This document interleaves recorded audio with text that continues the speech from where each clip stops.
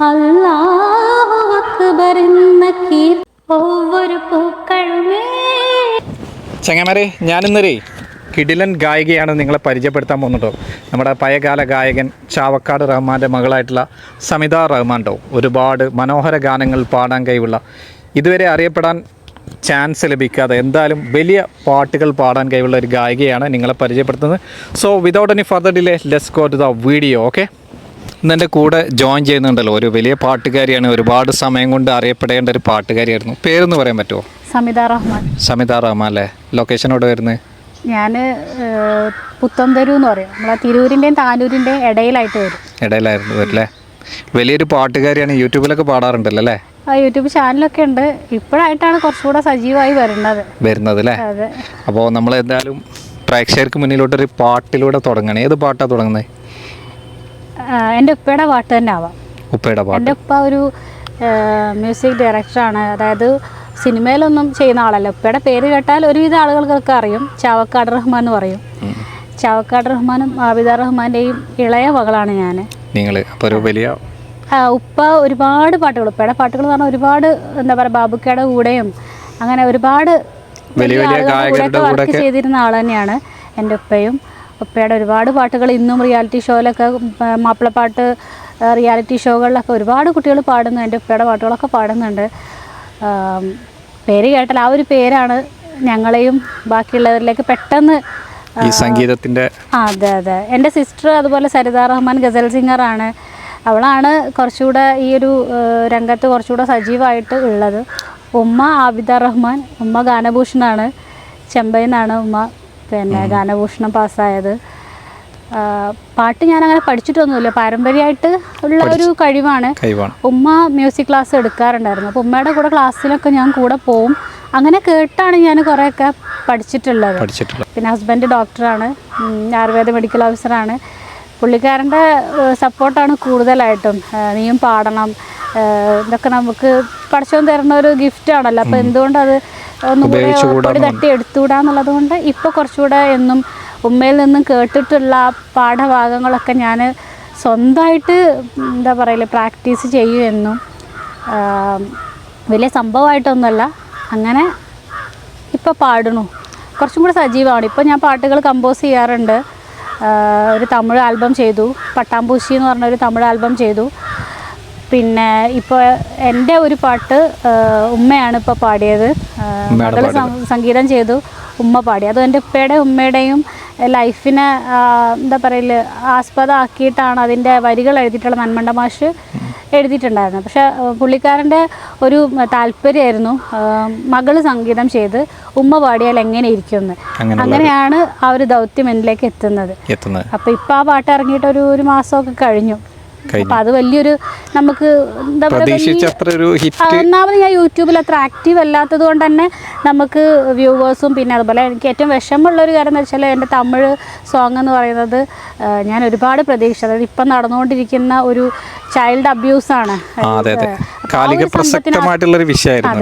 5 വർഷം മുമ്പ് കമ്പോസ് ചെയ്ത് വെച്ച പാട്ടാണ്. പക്ഷേ ഇന്നത്തെ കാലത്ത് നമ്മളൊരു പാട്ട് ചെയ്യാന്ന് പറഞ്ഞാൽ നമുക്ക് അതിനോടൊപ്പം തന്നെ വലിയൊരു എമൗണ്ട് നമ്മൾ ഇറക്കണം. വലിയൊരു ബഡ്ജറ്റ് കണ്ടിട്ട് തന്നെ വേണം നമ്മൾ അതിലേക്ക് ഇറങ്ങാൻ.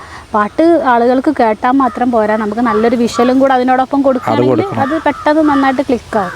അങ്ങനെ ആ പാട്ട് നമ്മൾ ചെയ്തു. 5 വർഷം മുന്നേ കമ്പോസ് ചെയ്ത് വെച്ചു. കുറച്ച് സാമ്പത്തിക ബുദ്ധിമുട്ടൊക്കെ ഉള്ളതുകൊണ്ട് ഞാനത് അവിടെ അങ്ങനെ പതിയെ വെച്ചു.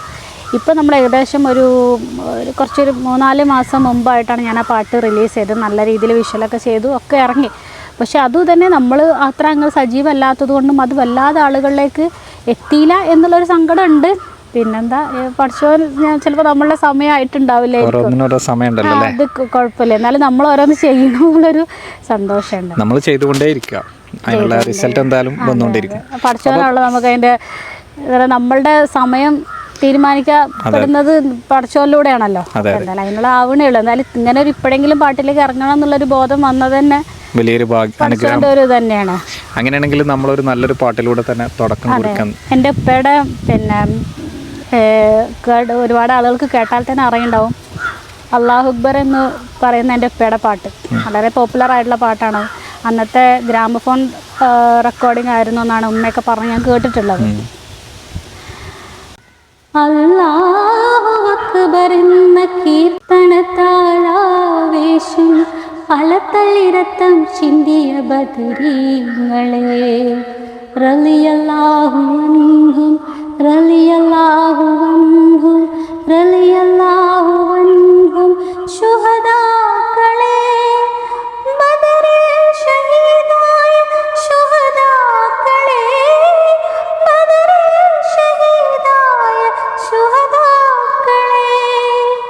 ഈ പാട്ട് ഒരുപാട് പേര് യൂട്യൂബിലൊക്കെ ഈ പാട്ടുകൾ നമ്മൾ സെർച്ച് ചെയ്താൽ നമുക്ക് കിട്ടും. ഒരുപാട് പേര് ഇത് ഇറക്കിയിട്ടുണ്ട്. അത് ഉപ്പയുടെ പാട്ടാണത്. അപ്പൊ ഈ പാട്ട് ഒരിക്കലും നമ്മൾ എന്താ പറയല്, അത്യാവശ്യം നല്ല വൈറലായ ഒരു ഗാനം തന്നെയാണ്.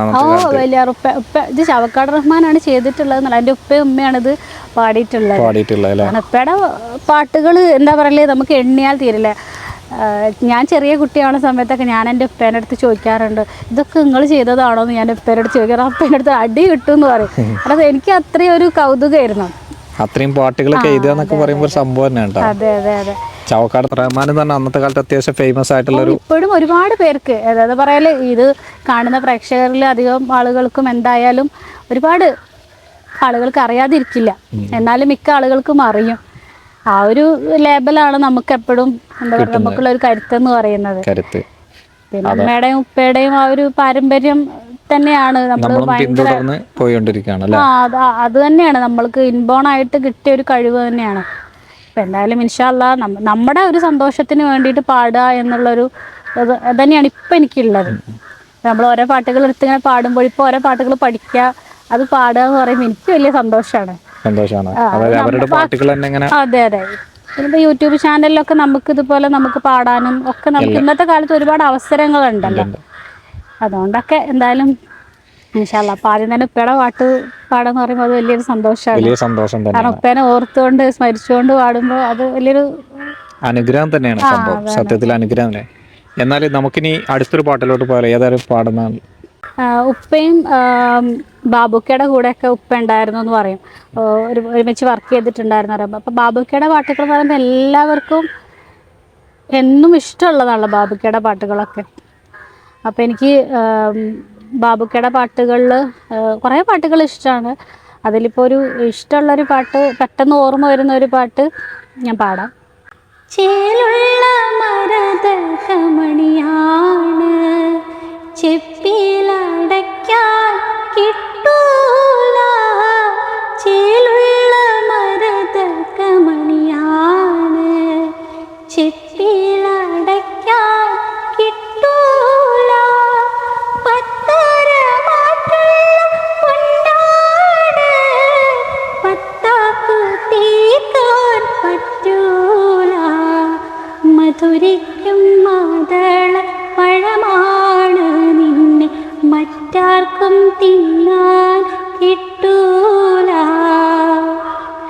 എനിക്ക് ഭയങ്കര ഇഷ്ടമുള്ളൊരു പാട്ടാണ്. നല്ല മനോഹരമായിട്ടുള്ള വരികളൊക്കെ ഉള്ള ഒരു എന്ത് രസമാണ്. ജാനകിയമ്മയാണ് പാടിയിട്ടുള്ളത്. എനിക്ക് ഭയങ്കര ഇഷ്ടമാണ്. ജാനകിയമ്മ ബാബുക്ക ജാനകിയമ്മ ഒരു കോംബോ ഭയങ്കര രസമാണ്. അതുപോലെ ജാനകിയുടെ വോയിസ് ഒരു പ്രത്യേക വല്ലാത്തൊരു അതാണ് എന്താ പറയുക. അതുപോലെ താനേ തിരിഞ്ഞും മറിഞ്ഞും എല്ലാ പാട്ടൊക്കെ.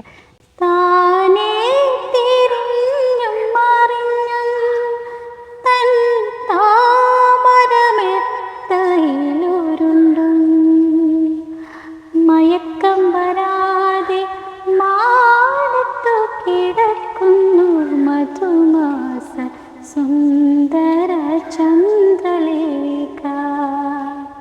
നമുക്ക് എല്ലാവർക്കും എവർഗ്രീൻ ആയിട്ടുള്ള പാട്ടാണ്. എന്ന് ഓർത്തു വെക്കാൻ പറ്റിയ വരികളും മറ്റൊക്കെയാണ് പാട്ടുകൾ എന്ന് പറയുന്നത്. പഴയ പാട്ടുകൾക്ക് എപ്പോഴും ഒരു എന്താ പറയുക, വല്ലാത്തൊരു ഭംഗിയാണ്. എനിക്ക് അതുപോലത്തെ പഴയ പാട്ടുകളെ പോലെ എനിക്കൊരു ഇഷ്ടം തോന്നിയിട്ടുള്ള മറ്റൊരു പാട്ടാണ് മറ്റേ നമ്മുടെ എന്താ പറയല് രമേശ് നാരായണൻ്റെ ഒരു പാട്ടുണ്ടായിരുന്നല്ലോ. എനിക്ക് കുറച്ചുകൂടെ ഒരു ഫീല് തോന്നിയിട്ടുള്ള പാട്ടാണ് നമ്മുടെ രമേശ് നാരായണൻ്റെ സംഗീതത്തിൽ പിറന്നൊരു പാട്ട്, തട്ടം പിടിച്ച് വലിക്കലേ എന്നുള്ള പാട്ട്. അതെനിക്ക് ഭയങ്കര ഇഷ്ടമാണ്. തട്ടം പിടിച്ച് വലിക്കലേ മൈലാഞ്ചി ചെടിയേ വെള്ളിക്കൊലുസിന്മേൽ ചുറ്റിപ്പിടിക്കലേ തൊട്ടാവാടിത്തൈ തൊട്ടാവാടിത്തൈ തൊട്ടാവാടിത്തൈ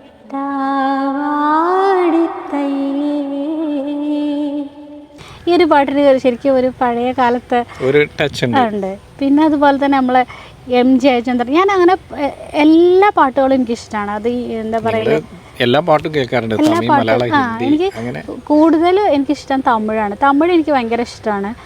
മലയാളം ഇതുപോലെ കുറച്ച് മെലോഡി ആയിട്ടുള്ള കുറേ പാട്ടുകളോടാണ് കുറച്ചുകൂടെ ഒരു താല്പര്യമുള്ളത്. അതുപോലെ ശ്രേയ ഘോഷാലിൻ്റെ പാട്ടുകൾ, അത് എല്ലാവർക്കും ഇഷ്ടമാണ്. ശ്രേയ ഘോഷാലിൻ്റെ പാട്ട് ഇഷ്ടപ്പെടാത്ത ആരുമില്ല.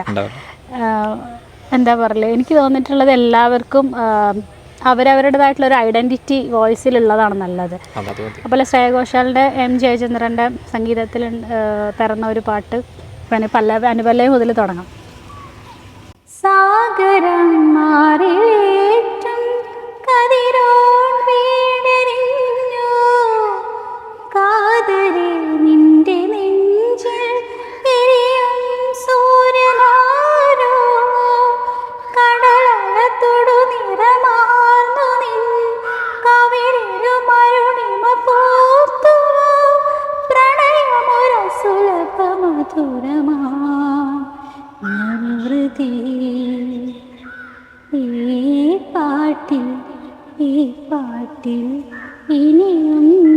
അടിപൊളി കേട്ടോ, പാട്ടൊന്നും രക്ഷയില്ലേ. ശ്രേയ ഘോഷാലിന്റെ അത്ര എത്തിയില്ലെങ്കിലും എന്നാലും അതിനെ അത് വേറെ ലെവല്. എന്നാലും നമ്മളൊക്കെ അതിനുള്ളൊരു ശ്രമം നടത്തിക്കൊണ്ടിരിക്കുകയാണോ. നമുക്ക് നാളത്തെ ഒരു ശ്രേയ ഘോഷാലോ അല്ലെങ്കിൽ അറിയപ്പെടുന്ന ഒരു പാട്ടുകാരോ ആവണം എന്നാണ് എന്താ പറയാല് പാടാൻ പറ്റണം. ഇപ്പൊ എന്താ വെച്ചാല് കഴിഞ്ഞ വർഷത്തന്നെ മുമ്പത്തെ വർഷം MGയുടെ ഒരു മധുമയമായി പാടാം എന്ന് പറഞ്ഞൊരു പ്രോഗ്രാം, അതായത് MGയുടെ 40 വർഷക്കാലത്തെ സംഗീതയാത്രയുടെ ഭാഗമായിട്ട് മാധ്യമം നടത്തിയൊരു പ്രോഗ്രാമായിരുന്നു. അത് നമ്മുടെ ട്രേഡ് സെൻറ്ററിൽ കാലിക്കറ്റ് വെച്ചിട്ട്. അപ്പോൾ അതുമായി ബന്ധപ്പെട്ടൊരു കോമ്പറ്റീഷൻ നടത്തുന്നത്. 200 കണ്ടസ്റ്റൻറ്റിൽ നിന്ന് ഞങ്ങളൊരു 7 പേരെയാണ് സെലക്ട് ചെയ്തത്. അപ്പോൾ ആ സെലക്ട് ചെയ്തിട്ടുള്ള ആളുകളെയും പിന്നെ ഞങ്ങൾ മൊത്തം ഒരു 10 പേര് അടങ്ങുന്ന ഒരു ടീമിനെ ഞങ്ങളൊരു കോറസ് ടീമായിട്ട്, അത് അന്നത്തെ MGയുടെ പ്രോഗ്രാമിന് കോറസ് ടീമായിട്ട് ഞങ്ങൾ അതിലേക്ക് വിളിച്ചു. അപ്പോൾ അത് ഭയങ്കര ഒരു ഭാഗ്യമായിരുന്നു. കാരണം അത്രയും വലിയൊരു സ്റ്റേജിൽ നമ്മൾ ആ പ്രോഗ്രാം തുടങ്ങുന്നത് മുതൽ അത് അവസാനിക്കും വരെ നമ്മൾ MGയുടെ കൂടെയാണ്. എല്ലാ പാട്ടിനും കോറസ് പാടിക്കൊണ്ടിരിക്കുകയാണ്. നമ്മൾ ഒരിക്കലും പ്രതീക്ഷിക്കാത്തൊരു നമ്മൾ പല പാട്ടുകൾ നമ്മൾ കേട്ടിരുന്ന പല പാട്ടുകളും അതിൻ്റെ കോറസൊക്കെ നമ്മൾ MGയുടെ കൂടെ പാടുന്ന പറയുമ്പോൾ എനിക്ക് ഭയങ്കര ഒരു അത്ഭുതമായിരുന്നു. അന്ന് ഇതുപോലെ അന്ന് ആ ഒരു സ്റ്റേജിൽ പറഞ്ഞൊരു കാര്യം, അതായത് ദക്ഷിണാമൂർത്തി സാറ് പറഞ്ഞിരുന്ന ഒരു സംഭവം, അതായത് എല്ലാവർക്കും എന്താ പറയുക വോക്കൽ കോഡ്സൊക്കെ ഒരേപോലെ ആയിരിക്കും, പക്ഷെ അതിന്ന് ശബ്ദം വരുന്നത് തന്നെ ദൈവത്തിൻ്റെ അനുഗ്രഹമാണ്. പക്ഷെ അത് ചില ആളുകളിൽ സംഗീതം വരിക എന്ന് പറയുമ്പോൾ അത് എത്രയോ എന്താ പറയുക ദൈവാനുഗ്രഹം കൊണ്ട് വരുന്നതാണ്. അപ്പം ആ ഒരു നമുക്ക് കിട്ടിയിട്ടുള്ള ഒരു ബ്ലെസ്സിങ്ങിനെ നമ്മൾ അതിന് എത്രത്തോളം ദൈവതുല്യമായിട്ട് കാണേണ്ടതാണ് എന്നുള്ളത് എനിക്ക് ആ ഒരു ഇത് കഴിഞ്ഞു. അപ്പോൾ നമ്മൾ ഒരിക്കലും അഹങ്കരിക്കാതെ നമ്മൾ അതിനെ കാത്തു സൂക്ഷിച്ച് കൊണ്ടു നടക്കണം എന്നിങ്ങനെ ആ ഒരു സ്റ്റേജിൽ പുള്ളിയുടെ എക്സ്പീരിയൻസ് പറഞ്ഞപ്പോൾ ശരിക്കും ഞാൻ ആലോചിച്ചു, എത്രയോ പാടാൻ നമുക്ക് കുറച്ചെങ്കിലും പാടാൻ അറിഞ്ഞിട്ടും പിന്നെ എന്തുകൊണ്ട് ബാക്കിലേക്ക് നിൽക്കണമെന്ന് തോന്നിയപ്പോൾ ഭയങ്കര സങ്കടമായി. അങ്ങനെയാണ് നമ്മളിങ്ങനെ ഇപ്പൊ കുറച്ചായിട്ട് ഇപ്പൊ എന്താ പറയാ, അത് 2 വർഷം മുമ്പാണത് ആ പ്രോഗ്രാം നടന്നത്. അപ്പൊ ഞാനിപ്പോ ഇങ്ങനെ ഇത്തിരി ആയിട്ട് ഇങ്ങനെ കുറച്ച് പാട്ടുകൾ പഠിക്കും, പാടും. എനിക്കിഷ്ടം, എൻ്റെ ഇഷ്ടത്തിന് വേണ്ടിയിട്ട് ഞാനിങ്ങനെ പാടും, അതിൻ്റെ ഇടയ്ക്ക് കമ്പോസ് ചെയ്യും. അതൊക്കെ അങ്ങനെ നടക്കണം. പിന്നെ ഇപ്പൊ ഞാൻ എന്താന്ന് വെച്ചാൽ പിന്നെ ഒരു 6 വർഷമൊക്കെ ആയിട്ട് കേക്ക് ഫുഡ് ഉണ്ടാക്കാനൊക്കെ ഭയങ്കര ഇഷ്ടമാണ്. അപ്പം ഞാനിതുപോലെ ഒരു ബേക്ക് ഹബ്ബ് എന്ന് പറഞ്ഞൊരു ബ്രാൻഡ് നെയിം ഉണ്ട്. അതിലിപ്പോൾ ഒരു 6 വർഷമായിട്ട് ഞാൻ അത്യാവശ്യം എസ്റ്റാബ്ലിഷ്ഡ് ആയി. നമുക്ക് അത്യാവശ്യം ഓർഡേഴ്സും കാര്യങ്ങളൊക്കെ ഉണ്ട്. അപ്പം അതും ഇതും ഒക്കെ ആയിട്ട് അങ്ങനെ മുന്നോട്ട് പോകുന്നു. പാട്ട് ഇപ്പോൾ ഒരു 3-4 വർഷമായിട്ട് പാട്ടും ഉണ്ട്, 6 വർഷമായിട്ട് കേക്കും ഉണ്ട്. അപ്പോൾ നമുക്ക് മടുക്കാത്ത രണ്ടും മധുരമുള്ള സംഭവങ്ങളാണ്. ഇനി നമുക്ക് എന്തായാലും ഉണ്ടല്ലോ, ഇപ്പൊ നിങ്ങളിപ്പോ മലയാള ഗാനങ്ങൾ പാടി, മാപ്പിളപ്പാട്ടും പാടി, ഇനി നമുക്കൊരു ഹിന്ദി അല്ലെങ്കിൽ തമിഴ് ഏതെങ്കിലും നല്ലൊരു അടിപൊളി ഗാനം. എനിക്ക് ലതാജിയുടെ പാട്ടുകൾ, അത് ലതാജി എന്ന് ഓർക്കുമ്പോൾ തന്നെ എനിക്ക് തോന്നുന്നത് എൻ്റെ സിസ്റ്റർ സരിത റഹ്മാനാണ്. കാരണം പല പാട്ടുകളും ഗസൽ സിംഗറാണ്. സരിത റഹ്മാൻ അറിയാത്തവരുണ്ടാവില്ലായിരിക്കും, ഒരുവിധ ആൾക്കാർക്കൊക്കെ അറിയും. അപ്പോൾ പല പാട്ടുകളും എൻ്റെ സിസ്റ്റർ പാടി കേൾക്കുമ്പോൾ എനിക്കതിന് കുറച്ചും കൂടെ ഭംഗി, കുറച്ചും കൂടി എന്തോ ഒരു ഭംഗിയുള്ള പോലെ തോന്നിയിട്ടുണ്ട്. കാരണം കുറച്ചും കൂടെ ലതാജിയുടെ ശബ്ദവുമായിട്ട് നല്ല മാച്ച് ഉണ്ടായിരുന്നു. അപ്പോൾ എനിക്ക് ചില പാട്ടുകൾ, അവളുടെ ചില സ്റ്റേജുകളൊക്കെ പാട്ടുകൾ കേൾക്കുമ്പോൾ ഭയങ്കര അത്ഭുതവും സന്തോഷവും അഭിമാനമൊക്കെ തോന്നിയിട്ടുണ്ട്. അങ്ങനെ ലത എന്ന് പറയുമ്പോൾ എൻ്റെ സിസ്റ്ററുടെ എനിക്ക് ഓർമ്മ വരണത്. അപ്പോൾ ലതയുടെ പാട്ടുകൾ അത്ര ഭയങ്കരമായിട്ട് ഞാൻ പാടിയില്ലെങ്കിലും എനിക്കിഷ്ടമുള്ളൊരു പാട്ട് ഞാനിവിടെ മനോഹരമായിട്ട് പാടിയിട്ടുണ്ട് സംഭവം. എനിക്ക് ഭയങ്കര ഇഷ്ടമാണ്. കാരണം അങ്ങനെ ഒരുപാട് പാട്ടുകളൊന്നും അങ്ങനെ ഓർത്ത് വെക്കൊന്നുമില്ല. ഇങ്ങനെ കേൾക്കുന്ന പാട്ടുകളൊക്കെ പെട്ടെന്ന് ഇങ്ങനെ സ്ട്രൈക്ക് ചെയ്യണതൊക്കെ ഞാൻ അങ്ങനെ എവിടെയെങ്കിലൊക്കെ എന്നെ കുറിച്ച് വെക്കും, മറക്കരുത്. ചിലപ്പോൾ ആരെങ്കിലൊക്കെ ഒന്ന് പാടണതൊക്കെ പറയുമ്പോൾ അപ്പം എനിക്ക് ഒന്നും ഓർമ്മ ഉണ്ടാവില്ല. ആ സമയത്ത് പെട്ടെന്ന് പറയും അപ്പം ഒരു പാട്ട് പാടോ എന്ന് ചോദിച്ചാൽ അപ്പം ഞാൻ പറയും ഏതാ പാടാ ഞാൻ അങ്ങനെ തപ്പ്. അപ്പം ഞാൻ ഇപ്പം മറക്കാതിരിക്കാൻ വേണ്ടി ഒന്നില്ലെങ്കിൽ സ്ക്രീൻഷോട്ട് എടുത്ത് വെക്കും, അല്ലെങ്കിൽ എവിടെയും ഡയറിയിൽ എവിടെയെങ്കിലൊക്കെ എഴുതി വെക്കും. ലിറിക്സ് ഒക്കെ പഠിച്ചു വെച്ചിട്ട് ലിറിക്സ് പഠിക്കലാണ് വലിയ പാട്. കാരണം എനിക്ക് ഒരുപാട് പ്രാവശ്യം കേട്ടാൽ ഒരു എന്താ പല്ലവിയൊക്കെ വൈഹാട്ട് ആവുള്ളൂ. അപ്പോൾ പല്ലവി അനുപല്ലവിയെങ്കിലും നമ്മളൊന്ന് പഠിച്ചു വെച്ചാൽ നമുക്ക് എവിടെയെങ്കിലൊക്കെ ഒന്ന് പാടാമല്ലോ.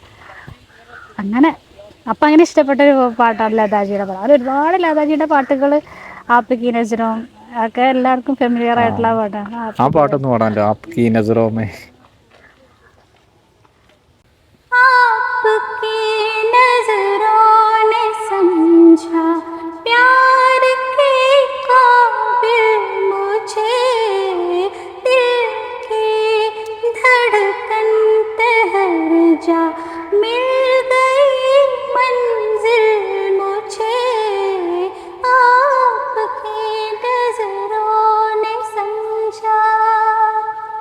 ഈ പാട്ട് ഇഷ്ടപ്പെടാത്ത ആരുണ്ടാവില്ല കേട്ടോ അല്ലേ? അയ്യോ, ഈ പാട്ടൊക്കെ എന്താ പറയുക, ഭയങ്കരമായിട്ട് നമ്മൾ എവർഗ്രീൻ എന്നൊക്കെ പറയുന്ന എന്താ പറയല് പാട്ടുകളിൽ പെട്ടത് തന്നെയാണ് ഇതൊക്കെ. എന്നും ആളുകൾ കേട്ടുകൊണ്ടിരിക്കുന്ന പാട്ടാണ് ഇതൊക്കെ, എന്നും കേട്ടുകൊണ്ടിരിക്കാൻ പറ്റിയ, നമുക്ക് മടുക്കൂല. പക്ഷെ ഇന്ന് ഇറങ്ങുന്ന പല പാട്ടുകളും നമ്മൾ അപ്പ കേൾക്കുന്ന സമയത്തുള്ള ഇതേ ഉള്ളൂ. പിന്നെ അടുത്ത സമയത്തേക്ക് നമുക്ക് ഏതായിരുന്നു പാട്ട് എന്നായിരിക്കും. പക്ഷെ എത്രയോ വർഷം നമ്മളൊക്കെ ജനിക്കുന്നതിന് മുമ്പുള്ള പാട്ടുകളൊക്കെ ഈ പാട്ടൊക്കെ ഇറങ്ങുന്ന സമയത്ത് ഉണ്ടോന്ന് പോലും പറയാൻ പറ്റില്ല. എന്നാലും നമ്മളത് പാടിക്കൊണ്ടേയിരിക്കുകയാണ്.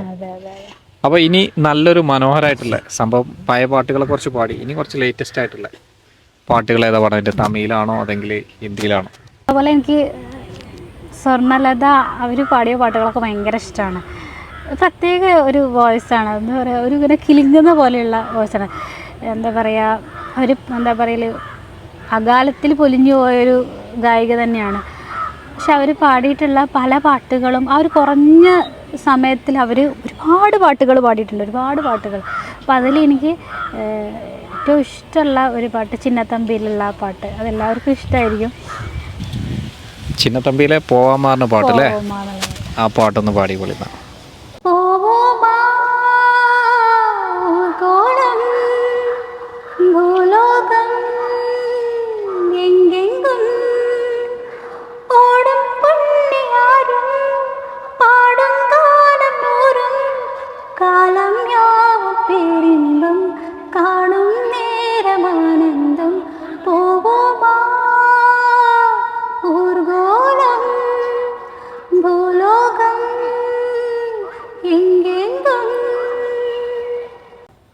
അടിപൊളിട്ടോ. ആ പാട്ട് രക്ഷയില്ല, ഭയങ്കര ഒരു ഫീലോ എന്തൊക്കെയോ ആണ് നമുക്ക് തോന്നുന്നത്. നല്ല രസമുള്ള സിനിമയായിരുന്നു. എനിക്ക് ഓർമ്മയുണ്ട്, ഞാൻ തിയേറ്ററിൽ പോയിട്ട് കണ്ട ഒരു സിനിമയായിരുന്നത്.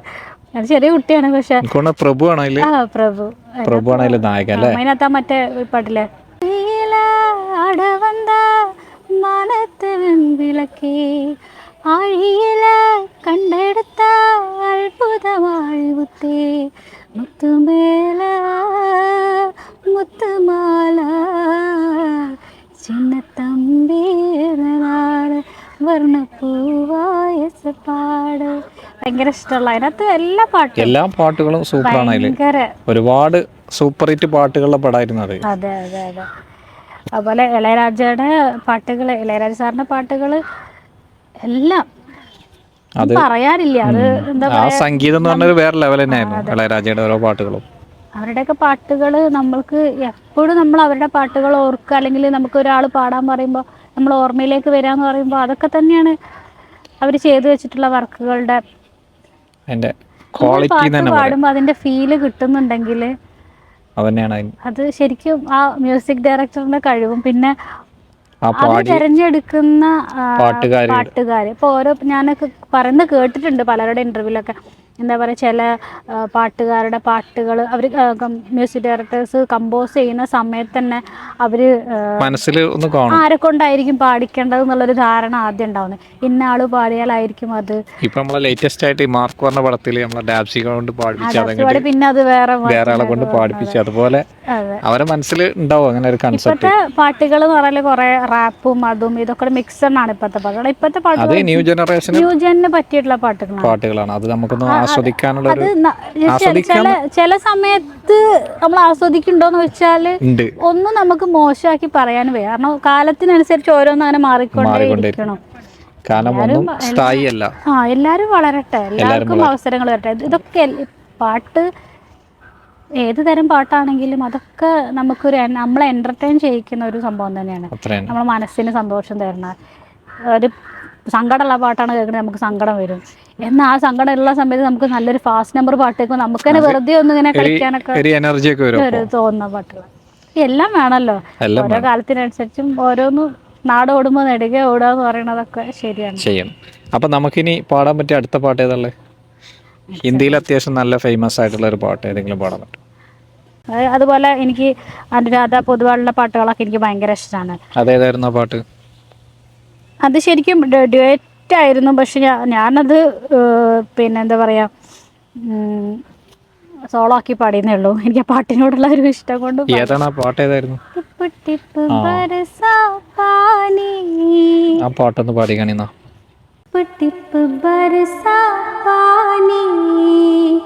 पानी ने आग लगाई, आग लगी दिल में तो दिल को तेरी याद आई, तेरी याद आई तो चलता मेरा दीवाना बन, अब तो ही बताओ सजन मैं क्या करूं.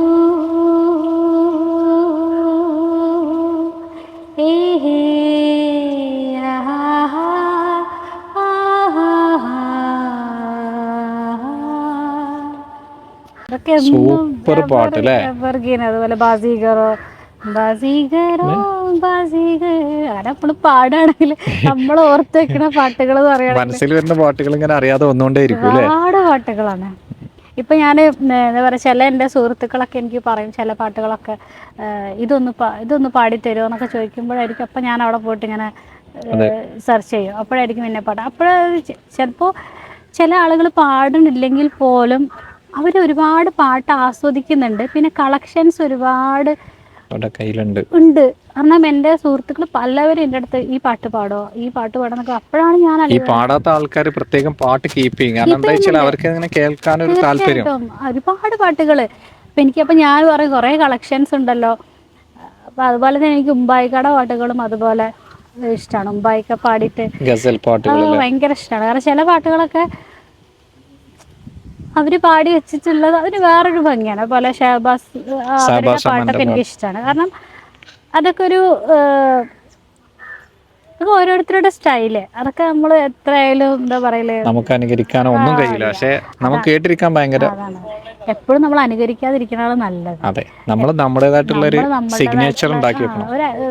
നമുക്കൊരു ഐഡന്റിറ്റി ഉണ്ടാവാന്നുള്ളതാണ്. ലാസ്റ്റ് ഒരു കിടിലൻ തമിഴ് ഗാനം പാടിക്കൊണ്ട് നമ്മുടെ ഇന്നത്തെ വീഡിയോ ഇവിടെ വൈൻഡ് അപ്പ് ചെയ്യാൻ പോവുകയാണ്. അപ്പോൾ ഏത് പാട്ടാണ് പാടാൻ പോകുന്നത്? ഒവ്വൊരു പൂക്കളുമേ. ഓക്കെ, എന്നാൽ എല്ലാവർക്കും ഇഷ്ടപ്പെടുമെന്നാണ് പ്രതീക്ഷ. എന്തായാലും ഈ ഒരു പാട്ടോട് കൂടി നമുക്ക് വൈൻഡപ്പ് ചെയ്യാം. ഒവ്വൊരു പൂക്കളുമേ சொல்கிறதே வாழ்வென்றால் போராடும் போர்க்களமே, ஒவ்வொரு விடியலுமே சொல்கிறதே இரவானால் பகலொன்று வந்திடுமே, நம்பிக்கை என்பது வேண்டும் நம் வாழ்வில், லட்சியம் நிச்சயம் வெல்லும் ஒரு நாளில், மனமே ஓ மனமே நீ മഴയോ അത് പനിയോ നീ മോദിവിട്. സൂപ്പറായിട്ടുണ്ട് കേട്ടോ. പഴയകാല പാട്ടുകൾ എന്നും നമുക്ക് ഓർമ്മയിൽ ഇങ്ങനെ തങ്ങി നിൽക്കുന്നതാണല്ലോ. അതിൽ പെട്ട ഒരു മനോഹര ഗാനമാണ് ഇപ്പോൾ നിങ്ങൾ പാടിയിട്ടുള്ളത്. എന്തായാലും നമ്മൾ ഇന്നത്തെ ഈ കൊച്ചു വീഡിയോ ഇവിടെ വെച്ച് വൈൻഡപ്പ് ചെയ്യാട്ടോ.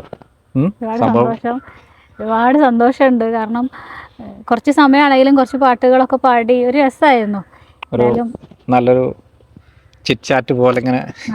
അതെ, നമ്മൾ പാടുകയാണെങ്കിൽ നമുക്ക് ഒരുപാട് പാട്ടുകൾ ഇന്നും നാളെ ഒന്നും തീരൂല. അതുകൊണ്ടാണ് നമുക്ക് ഇഷ്ടപ്പെട്ട പാട്ടുകൾ എന്ന് വെച്ചാൽ, കാരണം വീഡിയോ എന്തായാലും 10-15 മിനിറ്റിൽ ഒതുക്കണം എന്നുള്ളതുകൊണ്ടാണ് നമ്മളിവിടെ അവസാനിപ്പിക്കുന്നത്. അപ്പോൾ എന്തായാലും നമുക്ക് ഭാവിയിൽ വലിയ സ്റ്റേജുകളിലൊക്കെ പങ്കെടുക്കാനുള്ള ഭാഗ്യങ്ങളൊക്കെ ലഭിക്കട്ടെ.